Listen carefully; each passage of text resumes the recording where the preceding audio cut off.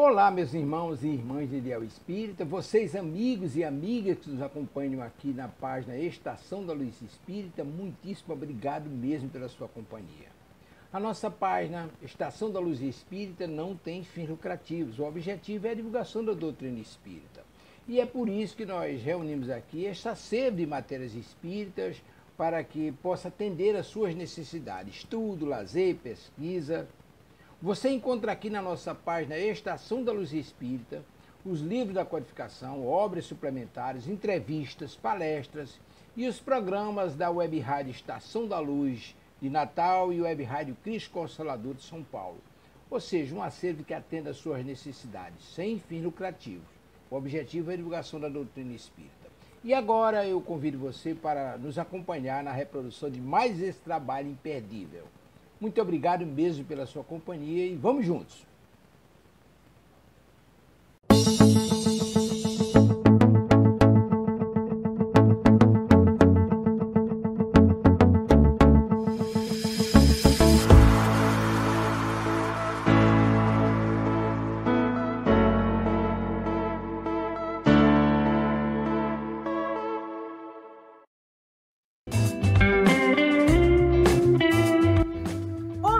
Você gostaria de fazer parte do Clube do Livro Espírita Amélie Poder?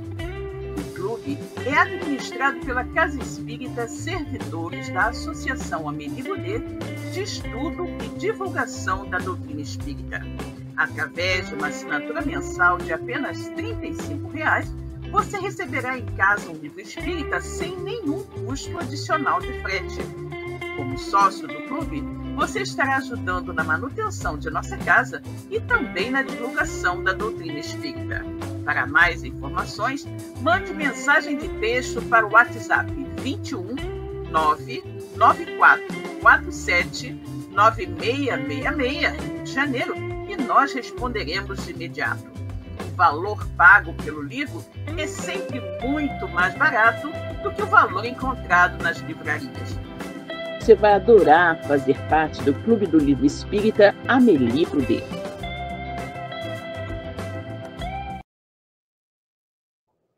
Bom dia, bom domingo a todos, bem-vindos à nossa sessão matinal de domingo do canal da SABED, em parceria com a Web Rádio Cristo Consolador. Nós somos os servidores da Associação Amélie Poder de Estudo e Divulgação da Doutrina Espírita. Uma casa bebê que existe há apenas 2 anos, e para nos sustentarmos, nós temos o Clube do Livro, como vocês viram agora no início. Com apenas R$ 35 mensais, você recebe um livro em casa, sem nenhuma taxa adicional, já incluído frete, sempre um livro espírita muito bem selecionado, todo mês. Bem-vindos, vamos dar bom dia aqui a quem já chegou. Maria de Fátima, Enes, bom dia, querida. Bom dia, irmãos. Claudinha, Maria Cláudia, está aqui. Bom dia, Claudinha. Bom dia a todos. Albertina. Bom dia, queridos irmãos. Bom dia, querida. A Clair também. Bom dia, Clair. Bom dia. A Eliane também, Eliane Guedes está aqui. Bom dia, querida. Bom dia a todos que aqui chegaram. Bom dia. Bom dia, nossa querida Ana Carolina, que está aqui conosco hoje, Ana Carolina Almeida, que vai fazer para nós a ambientação. Bom dia, Aninha.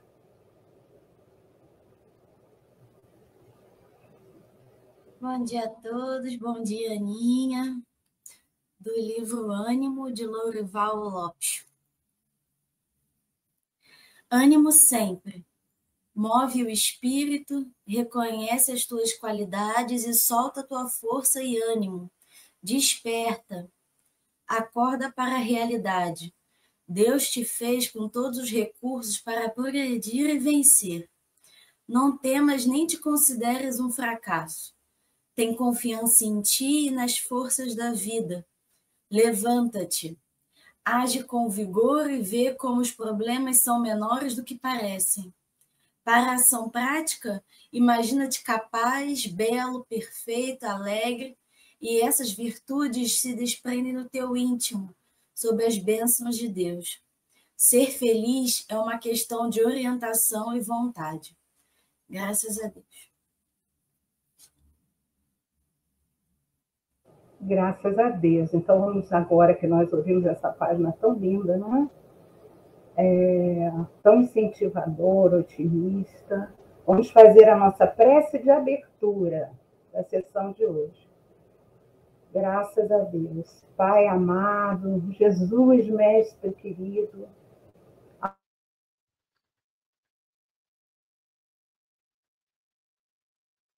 Eli, nossa patrona, nossos mentores, que nos fortalecem tanto na caminhada do dia a dia, que possamos ter uma manhã de muita fraternidade, estudo, aprendizado, dividindo e refletindo sobre os ensinamentos que serão trazidos aqui pela nossa palestrante de hoje. Graças a Deus. Agora a Aninha vai ler para nós uma passagem do Evangelho, por favor. Vamos lá. Evangelho segundo o Espiritismo, capítulo 10, Bem-aventurados os que são misericordiosos. Número 13. Atire-lhe a primeira pedra aquele que estiver isento de pecado, disse Jesus. Essa sentença faz da indulgência um dever para nós outros, porque ninguém há que não necessite para si próprio de indulgência. Ela nos ensina que não devemos julgar com mais severidade os outros do que nos julgamos a nós mesmos, nem condenar em outrem aquilo que nos absolvemos. Antes de profiligarmos a alguém uma falta, vejamos se a mesma censura não nos pode ser feita. O reproche é lançado à conduta de outrem pode obedecer a dois móveis: reprimir o mal ou desacreditar a pessoa cujos atos se criticam. Não tem escusa nunca este último propósito, porquanto, no caso, então, só há maledicência e maldade. O primeiro pode ser louvável e constitui mesmo, em certas ocasiões, um dever, porque um bem deverá daí resultar e porque, a não ser assim, jamais na sociedade se reprimiria o mal. Não se cumpre, aliás, ao homem auxiliar o progresso do seu semelhante? Importa, pois, não se tome em sentido absoluto este princípio. Não julgueis se não quiserdes ser julgado, porquanto a letra mata e o espírito vivifica. Não é possível que Jesus haja proibido se profiligue o mal, uma vez que ele próprio nos deu o exemplo, tendo-o feito até em termos enérgicos. O que quis significar é que a autoridade para censurar está na razão direta da autoridade moral daquele que censura. Tornar-se alguém culpado daquilo que condena noutrem é abdicar dessa autoridade, é privar-se do direito de repressão. A consciência íntima, ao demais, nega respeito e submissão voluntária àquele que, investido de um poder qualquer, viola as leis e os princípios de cuja aplicação lhe cabe o encargo. Aos olhos de Deus, uma única autoridade legítima existe, a que se apoia no exemplo que dá ao bem. É o que, igualmente, ressalta das palavras de Jesus. Assim seja. Graças a Deus, né? Vamos dar bom dia aos nossos companheiros que chegaram agora. Então, bom dia, Aurélia, bem-vinda. Seu Délio também. Ô, seu Délio, que bom que o senhor está aqui conosco. Bom domingo, que aproveitemos dos ensinamentos, com certeza. Zanice, bom dia. Bom dia, Zanice. Bom dia a todos. Cláudia Buquerque, bom dia. Bom dia, Cláudia. Tânia Veloso, bom dia, queridos irmãos em Cristo. Muita paz e bênção para todos nós, né, querida? E a nossa amiga Célia Zacarias, sempre nos prestigiando. Paz e luz com Jesus, queridos irmãos. Prazer e honra estar aqui. Bom dia para nós também, querida. Bom dia. Ah, Rosana, longe dos olhos, perto do coração. Bom dia, Rosana. Bom dia a todos. Bom dia, meus queridos. E hoje o nosso tema é necessidade do trabalho. E quem vai expor para a gente é a nossa querida Silvia Almeida. Bom dia, Silvinha. Bem-vinda. Bom dia, querida. É um prazer enorme estar aqui, né? Sempre fazendo, estudando um pouquinho sobre a nossa querida doutrina espírita. Bom, o nosso estudo de hoje, a nossa temática dessa manhã é justamente a necessidade do trabalho, né? É bom a gente lembrar disso, né? Entender melhor essa necessidade, sobretudo nesse mês, né? Que agora, na quinta-feira passada, né? Nós tivemos o 1º de maio, dia onde se comemora mundialmente o trabalho. Bom, eu preparei uma apresentaçãozinha que eu vou aqui dividir, né, para que a gente possa melhor acompanhar o estudo dessa manhã. Deixa aqui compartilhar a tela. Vejamos aqui. Opa, deixa eu abrir aqui a minha telinha para poder compartilhar melhor. Deixa eu ver. Ok.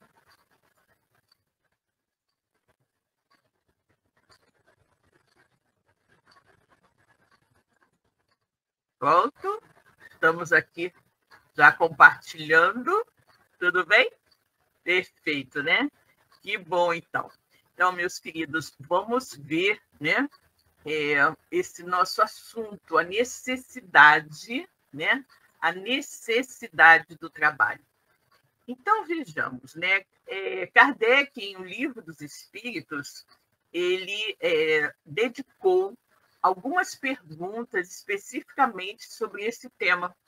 E é isso que nós vamos analisar na manhã de hoje, né? Esses questionamentos que Kardec fez ao plano espiritual. E ele começa perguntando o seguinte: a necessidade do trabalho é uma lei da natureza? O que é uma lei da natureza, gente? São leis, né, estabelecidas por Deus, também chamadas de leis naturais, né? Então, Kardec pergunta se isso é algo natural, algo colocado, estabelecido por Deus para nós, suas criaturas, né? E os amigos espirituais dizem o seguinte, que o trabalho é, de fato, uma lei da natureza, né? É uma necessidade. Olha só, gente, o trabalhar é uma necessidade. E também eles complementam essa resposta dizendo o seguinte, que a vida em sociedade obriga o homem a trabalhar mais. Por quê? Porque ele aumenta as necessidades e os desejos. É ou não é? Né? Nós, quando estamos vivendo em um grupo, né, nós começamos a observar diversas coisas. E, obviamente, por esse trabalho social, nós vamos observar de repente, determinado tipo de roupa, determinado calçado, nós vamos desejar, de repente, uma determinada casa, ou um carro, ou isso e aquilo. E tudo isso que aparece nesse convívio social vai nos despertando desejos, né? Vontade de ter aquilo e nos estimulando a trabalhar mais, a, de repente, economizar, para que tenhamos aquilo que a gente almeja, não é? Então, o trabalho realmente é uma necessidade. E a gente tem que olhar o trabalho também como uma forma de nós irmos evoluindo, crescendo. Vocês já imaginaram se ninguém precisasse trabalhar, né?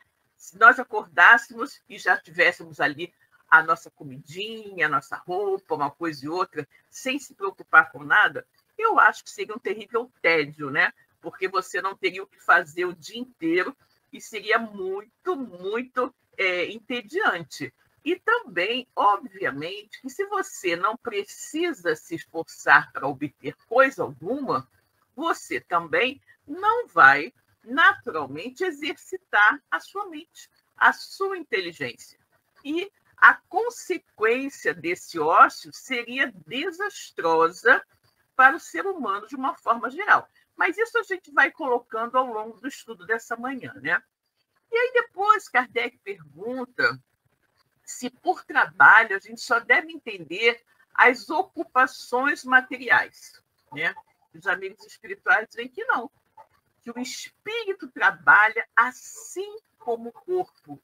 E uma frase perfeita: toda ocupação útil é trabalho. Gente, toda ocupação útil é trabalho, né? E quando ele diz que o espírito trabalha assim como o corpo, nós vamos nos lembrar, né, de uma frase de Jesus: meu Pai, Deus, trabalha sempre, e eu também. Então, imagina que se Deus trabalha sempre, como ele iria criar criaturas para viverem na ociosidade? É que o trabalho é útil para o nosso desenvolvimento, para o nosso crescimento. Daí ser o trabalho uma lei de Deus, uma lei da natureza. E quando ele fala que toda ocupação útil é trabalho, nós vamos entender justamente que tudo, né, o que é feito visando um benefício, visando auxiliar, melhorar, fazer alguma coisa de bom, é um trabalho, né? Então, toda ocupação útil é um trabalho. Até mesmo, né, se você simplesmente fica sentado, né, conversando com alguém que esteja um pouquinho triste, que esteja um pouquinho deprimido, você está trabalhando.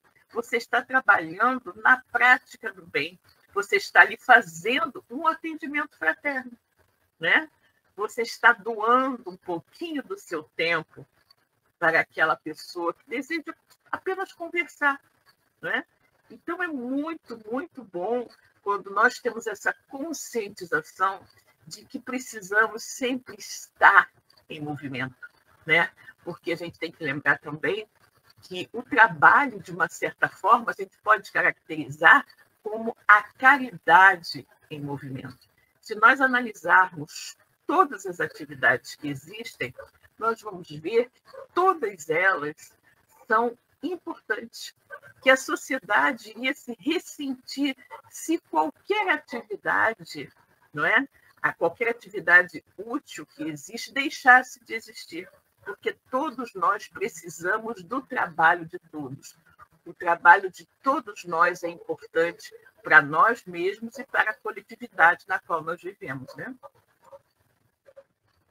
E aí vem a outra pergunta de Kardec: por que o trabalho se impõe ao homem? Por que, de uma certa forma, nós somos obrigados a trabalhar? Por ser uma consequência da sua natureza corpórea. A nossa natureza corpórea exige que nós trabalhemos, exige que nós nos movimentemos, porque se nós ficarmos ociosos, o que vai acontecer? Nossos músculos irão se atrofiar. Se nós não tivermos com o que nos preocupar, com o que exercitar a nossa mente, a nossa inteligência também não irá se desenvolver e também ficará a nossa mente atrofiada, né? Então, nós temos que pensar o seguinte: nós vivemos num planeta ainda muito atrasado na escala espírita, um planeta extremamente materializado. E como o nosso planeta, nós também somos, né? E por isso, por ser um planeta de provas e expiações, o trabalho se constitui, de uma certa forma, uma expiação, né? Ao mesmo tempo, como eu falei, que é um meio de aperfeiçoamento da nossa inteligência. Sem o trabalho, o homem permaneceria sempre na sua infância intelectual. Ele nunca iria pensar em desenvolver alguma coisa, em aprimorar determinadas atividades para melhorar o desempenho e facilitar o seu trabalho. Por isso é que o alimento que nós precisamos, a segurança, o nosso bem-estar, eles dependem do trabalho, dependem dessa nossa atividade, né? Em compensação, aquele que é extremamente fraco, aquele a quem não é possível exercitar um trabalho físico mais pesado, né? Deus deu a ele inteligência, né? Mas, obviamente, que é sempre um trabalho. Aqui nós temos, né, o Stephen Hawking, que é um grande físico, né? E que, ao longo da sua existência, foi acometido de uma doença que foi paralisando o seu corpo. Mas a sua mente brilhante, né, não se atrofiou, não ficou prejudicada, e ele permanece...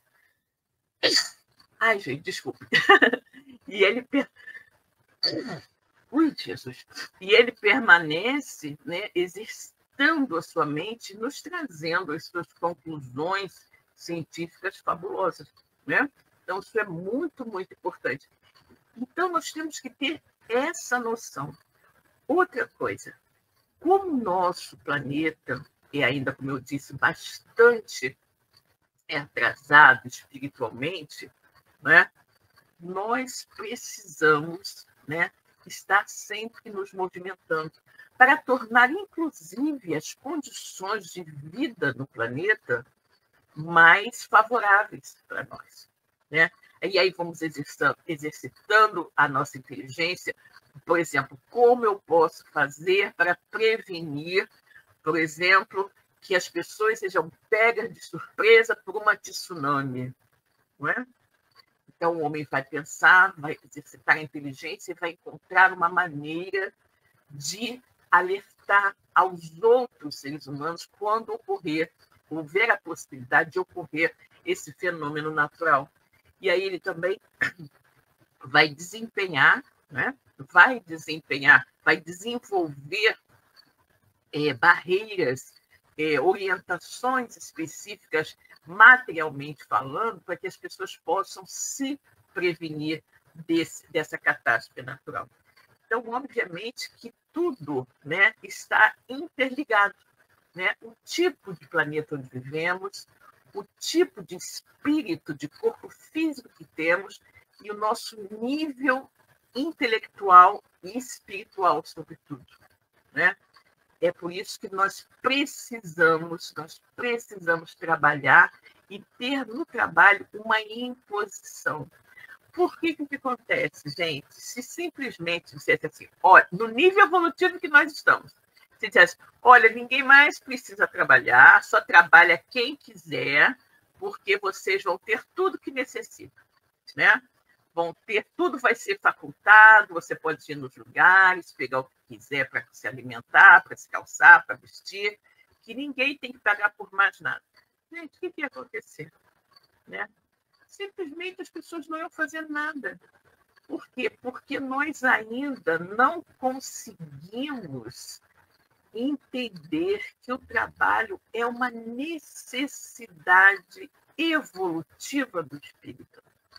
Nós ainda, no nível evolutivo em que estamos, ainda vemos o trabalho como uma imposição, como quase que um tormento, um castigo, né?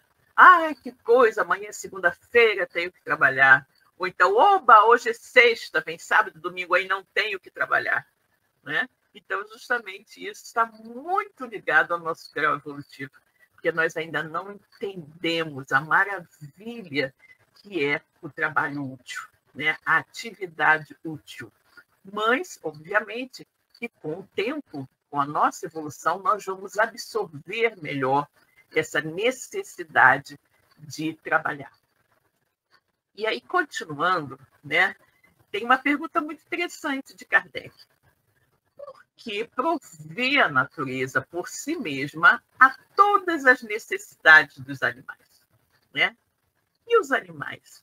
Eles têm tudo, né? Supostamente estou falando aqui, né, dos animais silvestres, dos animais selvagens, não dos animais domésticos, né? Coitadinhos, que muitas vezes trabalham muito e muito mesmo, né?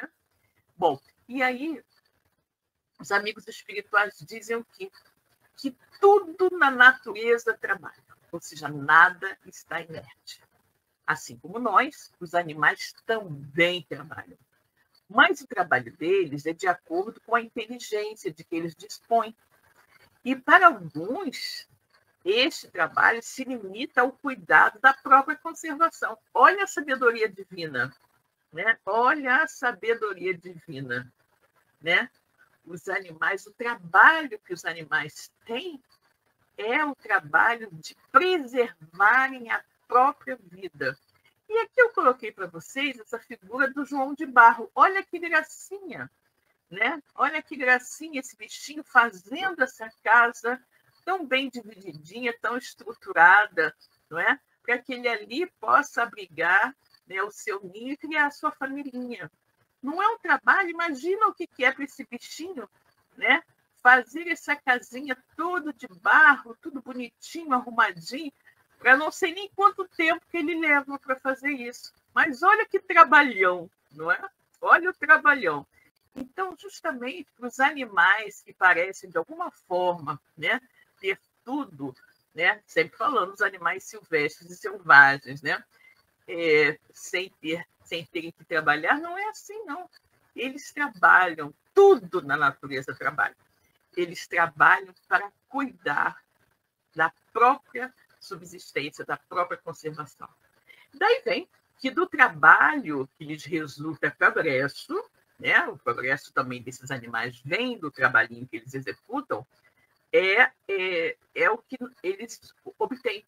O homem, né, o trabalho para o homem tem uma finalidade dupla, qual seja conservação do seu corpo, porque, como eu falei, se você não trabalha, você acaba ficando com o seu corpo atrofiado, sua mente também atrofiada. O homem tem para a conservação do corpo e para o desenvolvimento da sua faculdade de pensar, né? O que também é uma necessidade, porque como é que o espírito chega à plenitude?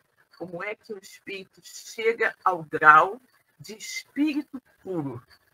Quando acontece isso, é quando ele desenvolveu as duas asas, a asa da intelectualidade e a asa da moralidade, né? Então, é somente através do trabalho digno, do trabalho honesto, do trabalho que resulta em bem para si mesmo e para a coletividade, que nós vamos adquirindo conhecimentos intelectuais e conhecimentos morais. Por quê? Porque estamos nos relacionando com as pessoas, né? E é nesse relacionamento interpessoal que nós vamos desenvolvendo as nossas capacidades espirituais, a capacidade de amar, a capacidade de perdoar, a capacidade de compreender, né? De desculpar. Tudo isso é muito importante e são atividades que nós só desenvolvemos, não é? Se nós estamos em grupo. Gente, vocês já viram, já pararam para pensar no quanto nós aprendemos quando estamos no nosso ambiente de trabalho? Eu considero o ambiente de trabalho um dos mais desafiadores. Não é fácil, né? Não é fácil. Eu considero que é um dos mais difíceis. Ali estão reunidas pessoas extremamente diferentes, com culturas quase que diferentes, né? Algumas multinacionais, você tem pessoas de vários países trabalhando juntas, você tem pessoas que tiveram uma formação familiar totalmente diferente, pessoas que participam de segmentos religiosos diferentes. E o que nós precisamos ali? Precisamos aprender a conviver. Precisamos aprender a conviver em paz e harmonia. Então, quando a necessidade de trabalhar me coloca em um ambiente tão diferente, com tantas personalidades diversas, né? Eu estou tendo uma oportunidade enorme de crescimento. Então, veja aí outro ponto extremamente importante, né, do trabalho. Essa possibilidade de estarmos querendo ou não em contato com diversas pessoas, as mais diferentes, né? E aprendendo naturalmente a conviver harmoniosa e respeitosamente por todos, né? E aí, continuando aqui, né, sobre essa análise do trabalho dos animais, nós temos o seguinte, que quando a gente fala, né, no trabalho dos animais, que esse trabalho se limita a cuidar da própria conservação, a gente está se referindo ao objetivo com que esses animaizinhos trabalham, né? Acredito que todos entenderam. O objetivo deles é justamente a sua preservação. No entanto, quando eles provêm as suas necessidades materiais, olha que coisa interessante, eles também se constituem inconscientemente em executores dos desígnios do Criador. Olha isso, né? O trabalho que eles executam também concorre para a realização do objetivo final da natureza, se bem que a gente quase nunca saiba, né, assim, de imediato, o resultado desse trabalhinho. Mas vocês já devem ter ouvido falar que algumas vezes, quando o homem interfere no curso normal da natureza, as coisas meio que desandam. Algumas vezes existem alguns animais em determinada região e aí o homem acha que aquele animal é uma praga e quer exterminá-lo. Quando o homem extermina aquele animal, ele acaba trazendo para a região um outro, às vezes, mais problemático, né? Por quê? Porque nessa busca pela manutenção da sua própria vida, os animais acabam se interligando na cadeia alimentar uns dos outros. Então, se você elimina um predador, você pode estar fazendo com que se prolifere muito aquele animal que seria o seu alimento natural. Então, às vezes, você elimina um animal e, de repente, você vai ter um excesso, por exemplo, de ratos, um excesso de sapos, por exemplo. Tudo na natureza se encadeia, e tudo na natureza é perfeito, né? Então, é nesse momento que nós queremos falar que os animais, né, ao preverem as suas necessidades materiais, eles também são executores dos desígnios de Deus. Deus colocou, de repente, aquele animalzinho ali, né? Vamos imaginar no sapo, né, que come os mosquitos, né, daquela água ali parada, que seja. Se você elimina os sapos, você prolifera os mosquitos, né? E aí os mosquitos vão nos prejudicar mais ainda, a nós seres humanos. Então, Deus colocou tudo certinho. O nosso planeta, ele ainda traz muitos desafios para o ser humano. Mas, ao mesmo tempo que ele traz esses desafios, ele também traz os próprios limitivos para isso, colocados aqui por Deus.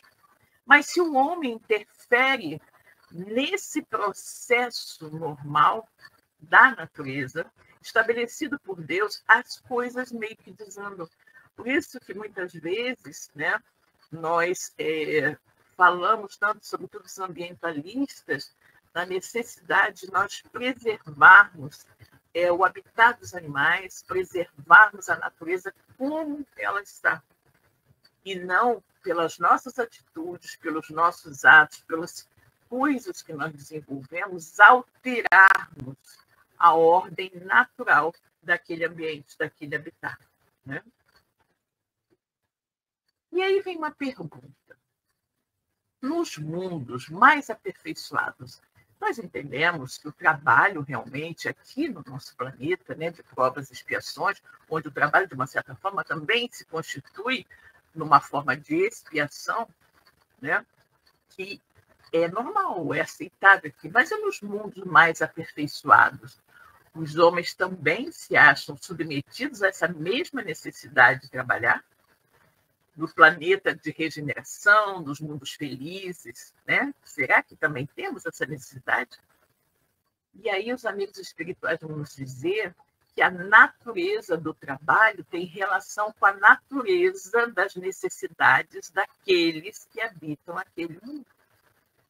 Quanto menos materiais são essas necessidades, menos material também será o trabalho.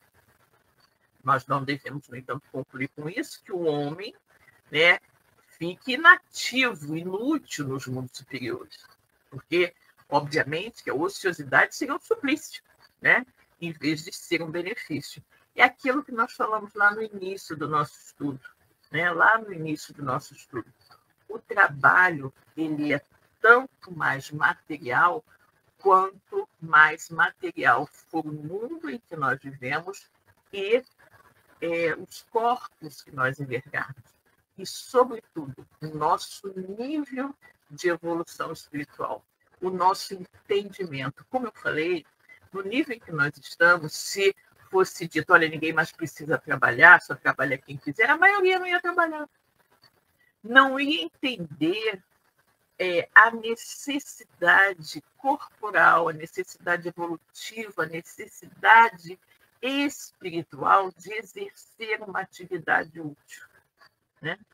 Só que quando a gente está num mundo mais evoluído, os espíritos também, mentalmente mais evoluídos que lá habitam, já absorveram, já compreenderam que o trabalho é algo extremamente positivo, que o trabalho é algo necessário para o seu crescimento, a sua evolução e a sua melhoria.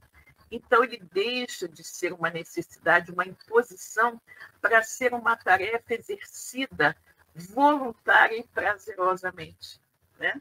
Essa é a diferença. O trabalho nunca deixará de existir. Lembra daquilo que Jesus falou, né? Meu pai trabalha sempre e eu também. Então, as pessoas nesses mundos mais evolutivos, elas trabalham justamente por quê? Porque elas desejam ser úteis, porque elas desejam contribuir de alguma forma para o bem-estar geral. Olha esse pensamento, gente. Olha esse pensamento. Olha como é um pensamento evoluído, de você trabalhar, de você se movimentar, de você fazer alguma coisa de útil, pensando não apenas em receber uma paga por isso, mas trabalhando porque aquilo ali que você está fazendo vai beneficiar o maior número de pessoas, né? Olha a evolução da mente desse espírito quando atinge esse patamar, né? E aí vem um questionamento também. Será que o homem, né, o homem que possua muitos bens, o homem rico, ele fica isento da lei do trabalho, né? Porque, por ser muito rico, ele já tem recursos suficientes para assegurar a sua subsistência, então ele não precisa trabalhar, né? E os amigos espirituais nos dizem o seguinte, que o trabalho material, aquele trabalho mais braçal, né, mais bruto, ele talvez fique isento desse, né? Porém, ele nunca estará isento da obrigação de tornar-se útil. Lembra do que eu falei do mundo evoluído, em que as pessoas, de repente, não têm aquele trabalho tão pesado, e não é obrigatório, mas elas trabalham porque elas têm consciência da necessidade de serem úteis? Exatamente.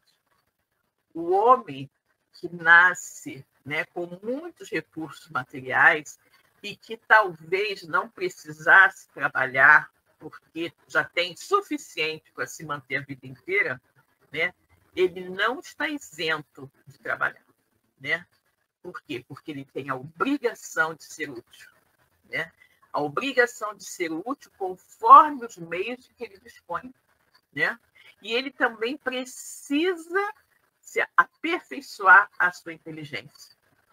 E também nós temos que entender que tudo aquele, né, que passa pela prova da riqueza, ele não passa pela prova da riqueza apenas para seu diletantismo, para o seu bem-estar egoístico. Ele recebe a prova da riqueza como aquela parábola dos talentos, né? Que fizeste dos talentos que eu te confiei, né?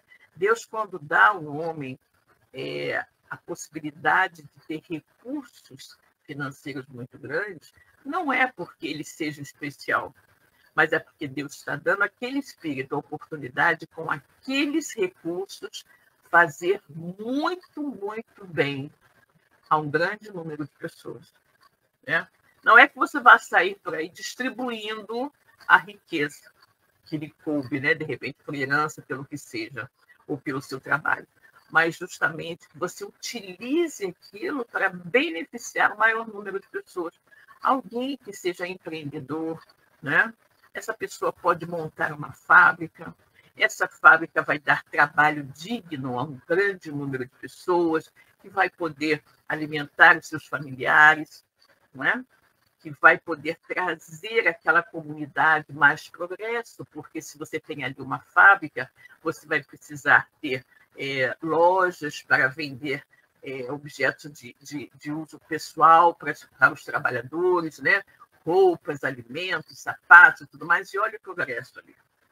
Você estabeleceu a sua fábrica, uma fábrica de calçados, uma fábrica do que seja, naquela localidade, e olha quanto bem você trouxe para aquele número enorme de pessoas. É óbvio que esse trabalho que será oferecido deve ser um trabalho que seja um trabalho que não seja uma exploração da necessidade daquelas pessoas. E, infelizmente, nós vemos também, e isso em virtude do mundo ainda muito atrasado em que vivemos, grandes empresas multinacionais colocando fábricas em países pobres, onde as pessoas trabalham quase que em troca de um prato de comida. Né? Então, isso aí é exploração, não é a boa utilização da riqueza. É uma forma de explorar o semelhante em virtude da sua necessidade. Né? Então, obviamente que isso aí não é a coisa correta a ser feita. Né? Então, aquele que nasce, ou que alcança um certo desenvolvimento, uma certa capacidade financeira, né, maior, ele está recebendo de Deus uma incumbência muito séria e muito difícil de ser bem desempenhada, que é a incumbência de fazer com que aquela riqueza que está em suas mãos possa ser distribuída através da possibilidade de trabalho digno, honesto, para um grande número de pessoas. Né? Olha a grande diferença. Né? Aquele a quem Deus facultou a posse de bens suficientes a lhe garantirem a existência não está constrangido, naturalmente, a se alimentar com o suor do seu rosto. Né? No entanto, tanto maior é a sua obrigação de ser útil aos seus semelhantes, quanto mais ocasiões de praticar o bem lhe proporcione a condição que lhe foi dada. Olha isso, gente. Ou seja, quanto maior a sua fortuna, quanto maior, né, os bens que lhe chegam às mãos, maior é a sua responsabilidade na prática do bem. Né? Olha só. E, infelizmente, né, o que é que nós vemos? É justamente o contrário. Né? Pessoas que são muito, muito ricas, ou até mesmo pessoas que, às vezes, vêm de extrema pobreza e alcançam, né, o estrelato, às vezes, esses cantores aí de hoje, né, ou jogadores de futebol, que, de um momento para outro, saem da extrema pobreza para o estrelato, ganhando verdadeiras fortunas, né? Esquecem de onde vieram, né? E aí usam essas riquezas para fazerem coisas extravagantes, para ostentarem essa riqueza, sem pensar em nenhum momentinho em ajudar aqueles, né, com os quais conviveu durante tantos anos. Essa pessoa vivenciou a pobreza, vivenciou a carência de tudo, e quando ela alcança um patamar de ter muito, né, ela não lembra daqueles que ficaram para trás. Ou seja, Deus deu a ela uma oportunidade duplamente importante, porque antes de adquirir o dinheiro, ela conheceu a carência e a necessidade. E quando ela conhece o dinheiro, né, quando ela tem a riqueza nas mãos, ela esquece tudo aquilo que venceu. Quando deveria ser o contrário, né? Ao conhecer, ao ter a possibilidade da riqueza, tendo já passado por privações, ela deveria se voltar para os necessitados e pensar numa maneira de minimizar, já que ela tem tanto, minimizar a carência daqueles com os quais ela conviveu durante tantos anos. Né? É por isso que é tão difícil assim, a prova da riqueza. Né? Para espíritos no nível evolutivo em que nós estamos, a prova da riqueza não é fácil, não, gente. É muito difícil, porque são poucos, são muito poucos aqueles que compreendem verdadeiramente a razão de obterem aqueles recursos financeiros maiores. Né?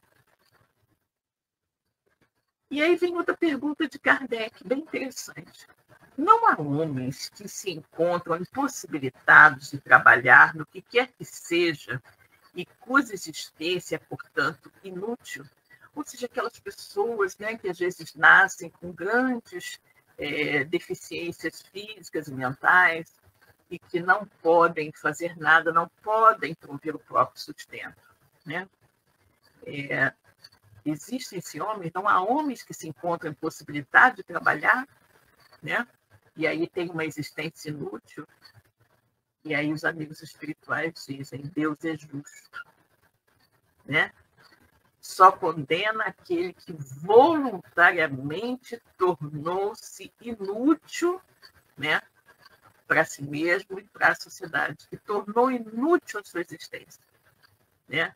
Porque essa pessoa vai viver as expensas do outro, né? Voluntariamente. Deus quer que cada um de nós seja útil de acordo com as nossas possibilidades. De acordo com as nossas possibilidades. E aqui eu coloquei para vocês uma foto do Jerônimo Mendonça, o gigante deitado, que foi um homem, né, que muito cedo, ainda na adolescência praticamente, foi cometido por uma doença que o paralisou do pescoço para baixo, né? Ele ficava o tempo todo deitado em uma cama, sentia dores muito fortes no peito, precisava colocar um saco de, se eu não me engano, 30 quilos, 50, sei lá quantos quilos de areia no peito para minimizar as suas dores. Depois de algum tempo ele acabou ficando cego, e esse homem, nessas condições, trabalhou e trabalhou muito. Jerônimo Mendonça andou pelo Brasil todo fundando instituições de assistência a pessoas necessitadas, a jovens, a idosos, fundou várias casas espíritas, deu muitas palestras, né? Era um homem de bem com a vida, né? Falava e estimulava todas as pessoas. Então, ele teve toda essa limitação física, mas trabalhou e muito. Eu diria que trabalhou muito mais do que muitas pessoas que têm a saúde perfeita. Né? Então, o que acontece? Nós, né, sempre teremos a obrigação de trabalhar no limite da nossa capacidade, no limite das nossas forças. Né? E nós sempre vamos encontrar uma forma de ser úteis, desde que desejemos ser úteis. Sempre que nós não podemos fazer é ficar na ociosidade, né? É ter uma existência inútil, uma existência sem nenhum fim benéfico para quem quer que seja, sobretudo para nós mesmos. Né? Então, o que diz é que Deus não aprova, né, aquela pessoa que voluntariamente se torna inútil. Quantas pessoas, por um simples problema, ela transforma aquele problema em algo gigantesco só para justificar a razão de não poder fazer isso ou aquilo. Observem nas casas espíritas como muitas vezes nós convidamos alguém para fazer um trabalho voluntário na casa e essa pessoa diz que eu não posso por isso, não posso por aquilo. Não é? Gente, eu sempre digo que quando nós queremos, nós fazemos. Quando nós não queremos, nós inventamos uma desculpa. Né? Nós inventamos uma desculpa. Muitas vezes já convidei pessoas a realizarem tarefas na casa espírita e essas pessoas declinaram, dizendo: eu não tenho tempo, porque eu tenho que fazer isso, porque eu tenho que fazer aquilo. Ou ainda pior, não, é muita responsabilidade. Meu Deus. Né? Precisamos analisar esse nosso comportamento. Precisamos analisar o que estamos fazendo dessa oportunidade bendita que Deus nos oferece, que é a encarnação. Que nós todos tenhamos a consciência de que retornaremos à verdadeira vida na pátria espiritual, tendo feito tudo aquilo que nós podemos fazer de melhor para fazer a nossa encarnação uma encarnação válida. Né? E concluindo, temos a pergunta derradeira que diz o seguinte: a lei da natureza impõe aos filhos a obrigação de trabalharem para seus pais? A lei da natureza, né? Essa lei do trabalho, que é uma lei da natureza, uma lei de Deus, impõe aos filhos a obrigação de trabalharem para seus pais? E os amigos espirituais dizem: certamente. Certamente que sim. Do mesmo modo que os pais têm a obrigação de trabalhar para seus filhos quando eles são seus dependentes. Quantos anos os nossos pais trabalham por nós até que nós tenhamos capacidade de nos sustentar sozinhos? Né? Foi por isso que Deus fez do amor filial e do amor paternal, maternal, né, um sentimento natural. Né?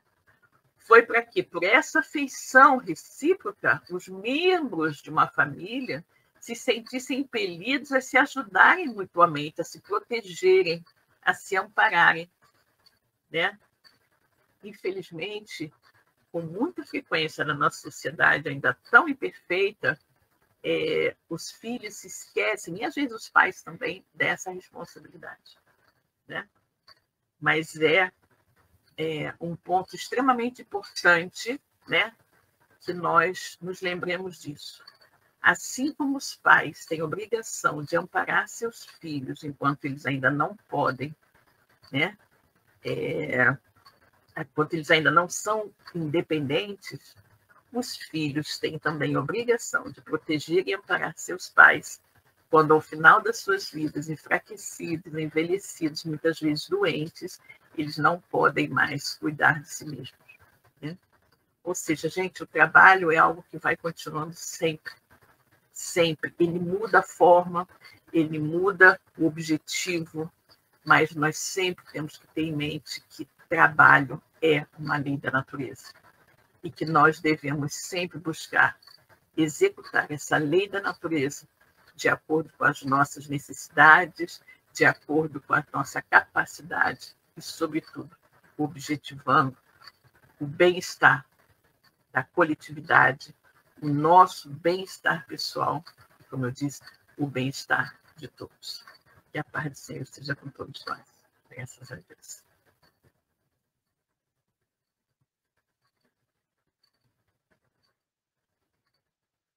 Graças a Deus. Obrigada, querida.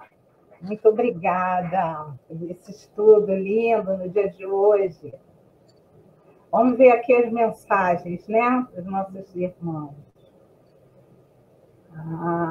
Kátia Faria.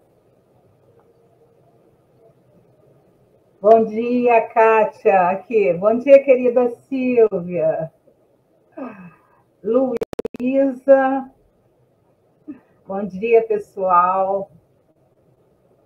Laudiceia. Lau, bom dia, queridos. Aqui a Kátia Faria dizendo: o ócio anestesia a alma, precisamos do trabalho como experiência da nossa evolução espiritual. É isso mesmo. Lúcia Alves, gratidão. Gratidão a você também, querida, por estar aqui conosco. E Tatiana, um domingo de amor e sabedoria para todos nós, que assim seja. A Lauta comentando aqui, quero lembrar nesse momento do trabalho da mulher que organiza a sua casa e administra a sua família. Na maioria das vezes ela não é reconhecida. Exatamente, é isso mesmo. Todo o trabalho tão importante, né? De equilíbrio do lar. É que eu tinha colocado antes, né? Esqueci que hoje quem ia ler era eu mesma. A exterminação dos pardais na China causou fome para a população. Pois é, foi uma época em que achavam que os pardais precisavam ser exterminados, né? Porque estavam atacando as lavouras. Só que aí acabaram com eles, o que provocou, né, a destruição da lavoura no final, provocou a fome, desequilibrou a natureza. Bom dia, Kátia. Bem-vinda, querida. Que bom estar aqui conosco. A Tânia está comentando também. Aqui, parabéns, Silvia. Excelente exposição. Muito clara e objetiva. Gratidão pelos esclarecimentos. Jesus abençoe sempre. A nós todos, né, queridos? Então, agora que nós já recebemos tanto, vamos doar um pouquinho. Vamos fazer a nossa irradiação para todos os nossos irmãos, aqueles que estão próximos, aqueles que estão distantes. Então, quem quiser fechar os olhos, vamos juntos, pedindo a Deus, pedindo a Jesus, pedindo aos nossos mentores da Web Rádio, mentores da SABED, que nesse momento possamos irradiar para todos os nossos irmãos, a começar nos nossos lares, ampliando pelas nossas vizinhanças, pela nossa comunidade, chegando até os confins do nosso planeta, irradiando para todos os nossos irmãos, nossos bons sentimentos, nossas boas vibrações, que aqueles que estão se sentindo sós, sintam a presença de Deus neste momento, que aqueles que porventura estiverem com maus pensamentos, trilhando o caminho correto, que possam agora perceber a presença de Deus e parar e pensar seus atos, reequilibrar seu caminho, voltar ao caminho do bem. Todos nós fomos criados para o bem. Que esse amparo e esse bálsamo chegue a todos aqueles que sofrem de uma forma ou de outra. E que todos possam sentir esse amparo e a presença do Pai. Graças a Deus. E agora eu vou pedir para a Aninha, Carol, para fazer por nós a prece pelos desencarnados. Por favor, Aninha. Vamos fechar nossos olhos, elevar nosso pensamento e lembrar dos nossos irmãos que não estão mais no corpo de carne. Vamos mentalizar nossas melhores vibrações para eles, de amor, de paz, de mansuetude, de tranquilidade, e pedir que Jesus os ampare, que Maria os ampare, e que eles possam trilhar os seus caminhos com muita serenidade, tranquilidade. Assim seja. Assim seja, graças a Deus. Nós temos ainda aqui a Eliane dizendo muito boas essas palavras e reconhecer a importância do trabalho do bem sempre, né? E a Rosana, graças a Deus, um bom domingo a todos nós, graças a Deus. E antes de nós fazermos o nosso agradecimento, nós temos o nosso brinde de hoje, que é a música, né? Vamos ouvir o nosso brinde de hoje.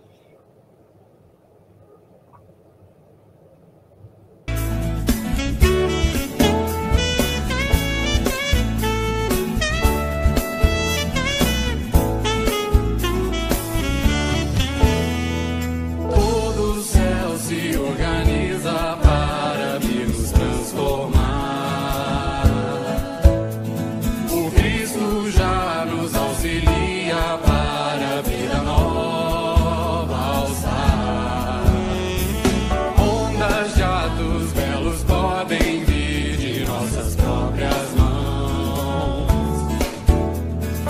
sentimentos triunfantes brotam naturais. Então, vou por dentro me preparar pra sem rebeldia aceitar. Invencível expande o amor em fraternidade.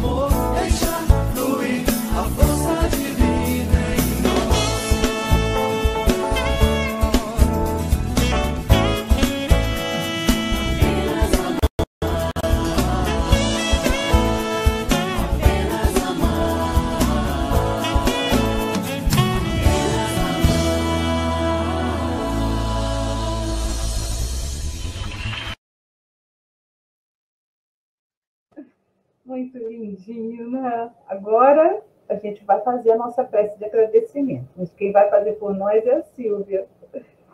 Querida, por favor. Ok, querida, obrigada a todos, né? É sempre muito bom estar aqui estudando juntos aqui na nossa Sabed, né? Então, vamos agradecer, né? Agradecer a Deus, a Jesus, a todos os amigos espirituais, aos mentores da nossa Sabed, aos mentores da Web Rádio Cristo Consolador, por essa oportunidade bendita de estarmos aqui reunidos nessa manhã de domingo para estudar o Evangelho do Cristo e os postulados da doutrina espírita. Que todos nós, encarnados e desencarnados, tenhamos tirado o máximo proveito de tudo que foi dito aqui essa manhã. Que todos possamos ter uma excelente semana e que possamos, Senhor, também estar aqui no próximo domingo para continuarmos os nossos estudos. Muito obrigada, Pai. Muito obrigada por tudo. Graças a Deus. Graças a Deus. Vamos nos despedindo, lembrando, e quem quiser entrar em contato conosco, né, para fazer parte do nosso clube do livro, fala aí, Silvinha, você fala muito melhor do que eu. Não, exatamente, né? A nossa casa, como a Aninha já falou, é uma casa bebê, né? Nós queremos muito abrir as portas da nossa casa, né? Tem apenas 2 aninhos de idade para o público, mas estamos num local muito pequenininho, né? Uma pequenina sala comercial que não tem condições de abrigar muitas pessoas, né? Na verdade, nós mal conseguimos colocar ali umas 15, 16 pessoas, que é muito apertado, né? Então não temos condição de abrir. E o nosso objetivo é justamente conseguir ter recursos para alugar um espacinho um pouquinho maior para a gente poder abrir as portas e receber a todos na nossa casa. E a nossa única fonte de renda é justamente o nosso Clube do Livro Espírita, Amélie Boudet, né? Então, a gente pede muito àqueles que puderem se associar ao nosso Clube do Livro. São apenas R$ 35,00 mensais, você recebe na sua casa todo mês um livro espírita maravilhoso, novinho em folha, né? Sempre esse valor de R$ 35,00 é muito mais barato, é muito menor do que se você fosse comprar o mesmo livro nas livrarias, né? E você, sendo sócio do nosso livro, do nosso clube, você recebe o livro em casa, sem nenhum outro custo adicional, só os R$ 35, e você estará nos ajudando, né, a conseguir o espacinho maior, a manter a nossa casa e a divulgar a nossa querida doutrina espírita. Então, por favor, aqueles que puderem, se associem ao Clube do Livro Amélie Boudet, não é? E nos ajudem. Quem não puder se associar, divulgue para os seus amigos espíritas. Quem sabe algum deles vai querer também se filiar ao nosso Clube do Livro Espírita Amélie Boudet, né? Isso é muito, muito importante para todos nós. Por favor, nos ajudem. E esse mês nós temos um livro muito especial, né? Exatamente. Esse preço, R$ 35, e você não encontra ele em nenhum lugar por um preço semelhante. Ele está vendo mais de R$ 50, né? Nós estamos dando o livro. Deixa eu... Então, olha aí, só um instantinho. Aí, Silvinha, fala aqui que eu vou pegar ele aqui para a gente. Não, exatamente. É um livro maravilhoso que fala sobre Abraham Lincoln. Gente, é muito bom. Centraliza aí, Aninha. Abraham Lincoln era espírita. Gente, esse livro é fantástico. É muito interessante. Tem muitas revelações, né, que vão surpreender a todos. Vale muito, muito a pena. E como a Aninha falou, né, no nosso Clube do Livro, né, você recebe esse livro na sua casa por apenas R$ 35. E se você for procurá-lo na livraria, né, você não vai encontrá-lo por menos de 50, né? É quase R$ 60 nas livrarias. E se você comprar pela internet, então ainda tem mais o custo do frete, né? Então vocês vão observar que fazer parte do Clube do Livro Espírita Amélie Boudet vale muito a pena, né, gente? Vale muito a pena mesmo.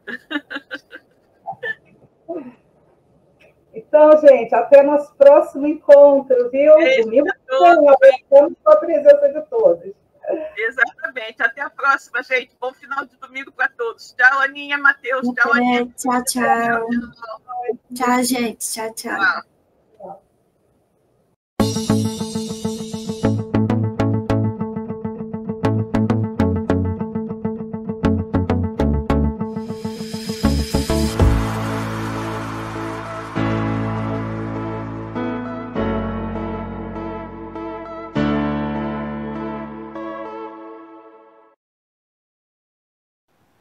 Chegamos ao final da nossa atividade. Muitíssimo obrigado mesmo pela sua companhia e espero você no próximo evento.